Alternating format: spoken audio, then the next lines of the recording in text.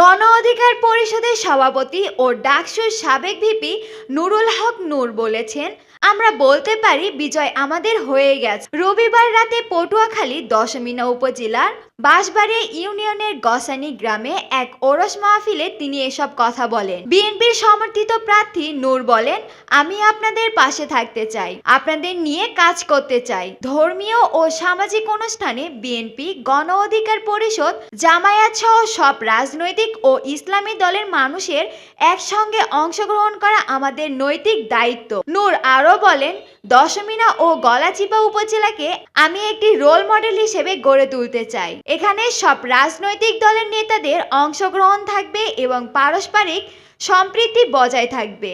গণতান্ত্রিক অধিকার প্রসঙ্গে নূর বলেন, প্রত্যেক মানুষের মতো প্রকাশের স্বাধীনতা ও ধর্মীয় অনুষ্ঠান পালনের অধিকার রয়েছে। কাউকে গায়ের জোরে বাধা দেওয়া, হামলা চালানো কিংবা বিশৃঙ্খলা সৃষ্টি করার রাজনীতি আমরা করি না। ওয়াজ মাহফিল ও দোয়া মাহফিলে অংশ নেওয়া আমাদের সংস্কৃতি ও বৈচিত্র্যের অংশ। চাঁদাবাজি ও জনভোগান্তির বিষয়ে কঠোর অবস্থানের কথা জানিয়ে তিনি বলেন, উপজেলায় হিন্দু সম্প্রদায়ের মানুষ সহ সবাই ব্যবসা করেন। আমি 5ই আগস্টের পর থেকে বলে আসছি, ব্যবসা পরিচালনা করতে কাউকে এক পয়সাও চাঁদা দিতে হবে না। আমাদের দলের কেউ যদি চাঁদাবাজি বা জনভোগান্তির সঙ্গে জড়িত থাকে, তাকে কোনো ছাড় দেওয়া হবে না। চ্যানেল 10, রুমানা আমিন।